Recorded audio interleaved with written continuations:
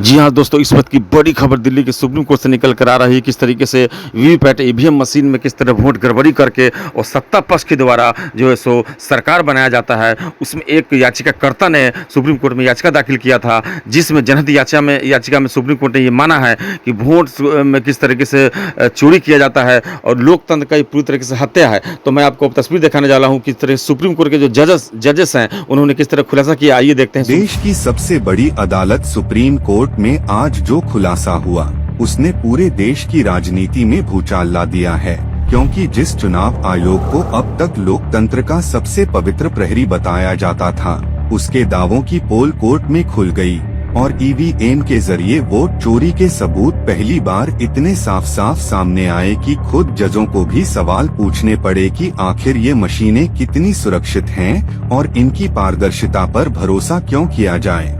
मामला शुरू हुआ उस जनहित याचिका से जिसमें दावा किया गया था कि देश के कई विधानसभा और लोकसभा चुनावों में ईवीएम में दर्ज वोट और मतगणना के बाद निकले नतीजों में भारी अंतर पाया गया है।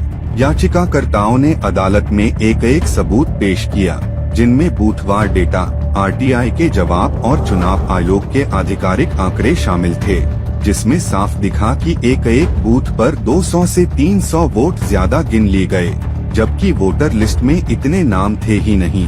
और जब यह सवाल कोर्ट में उठा कि आखिर ये अंतर कैसे आया, तो चुनाव आयोग के वकील ने पहले तो डेटा पर सवाल उठाया, फिर कहा कि तकनीकी गड़बड़ी हो सकती है।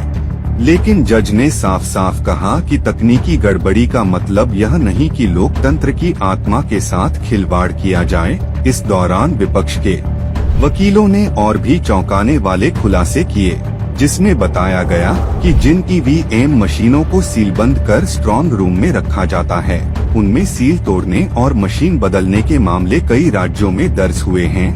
कोर्ट में पेश की गई वीडियो फुटेज में साफ दिखा कि आधी रात को कुछ अधिकारी स्ट्रॉन्ग रूम में ईवीएम लेकर अंदर जा रहे हैं, जबकि चुनाव आचार संहिता के मुताबिक यह पूरी तरह प्रतिबंधित है।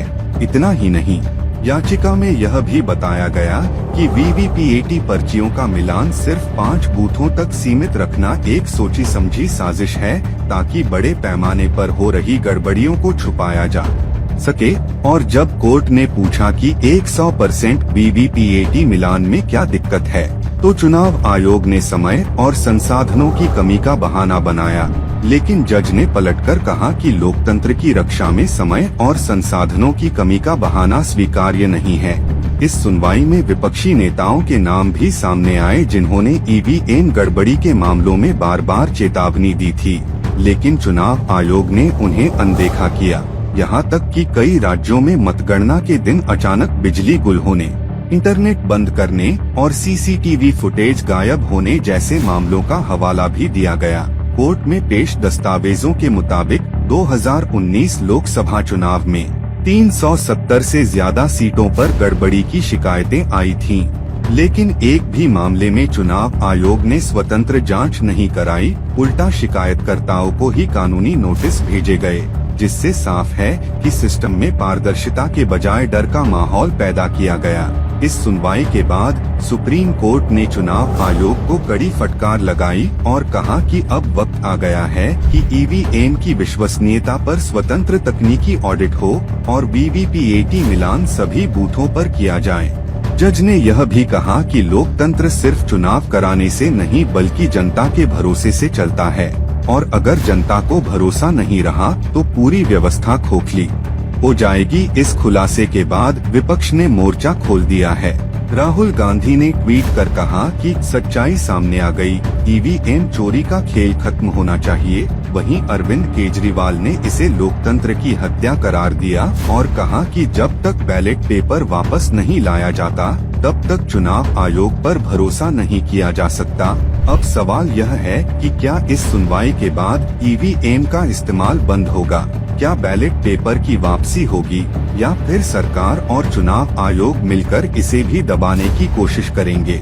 लेकिन एक बात साफ है कि सुप्रीम कोर्ट में जो हुआ उसने चुनाव आयोग की छवि पर ऐसा दाग लगा दिया है जिसे धोना अब नामुमकिन है, और यह मामला आने वाले लोकसभा चुनावों के लिए सबसे बड़ा राजनीतिक मुद्दा बन सकता है। क्योंकि अब जनता के मन में यह बैठ गया है कि ईवीएम का खेल सत्ता के लिए सबसे बड़ा हथियार बन चुका है और जब हथियार लोकतंत्र को ही खत्म करने लगे तो उसकी लड़ाई सड़कों से संसद तक हर जगह लड़ी जाएगी। जी हाँ दोस्तों, आपने बखूबी किस तरीके से ईवीएम और वीवीपैट में किस तरीके से गड़बड़ी किया जाता है उसका पूरा डिटेल आपने देखा। तो दोस्तों इस वीडियो को शेयर कीजिए, आगे बढ़ाइए, लोगों को जागरूक कीजिए, क्योंकि ये वीडियो जितना शेयर करेंगे आगे बढ़ेगा, लोग जागरूक होंगे, लोगों तक सच्चाई पहुंचेगा। तो इस वीडियो को आगे बढ़ाइए। दोस्तों अपने चैनल अगर यूट्यूब भी देख रहे हैं तो लाइक करें, सब्सक्राइब करें। सब्सक्राइब करने के लिए राइट साइड में बेल आइकन का बटन दबाना नहीं भूलेंगे। और अगर फेसबुक देख रहे हैं तो लाइक करें, फॉलो करें, वीडियो को अपने हर दोस्त अभाव ग्रुप में शेयर करें ताकि लोगों तक न्यूज़ पहुँचे, लोग जागरूक हो। इस तरह का जो है सो मामला हो तो लोग जागरूक हो और इससे लोग सावधान रहें। तो इस तरह का अपडेट मैं नया लेकर आपके सामने हाजिर होता रहूँगा। आज के लिए बस इतना ही, जब तक के लिए जय हिंद।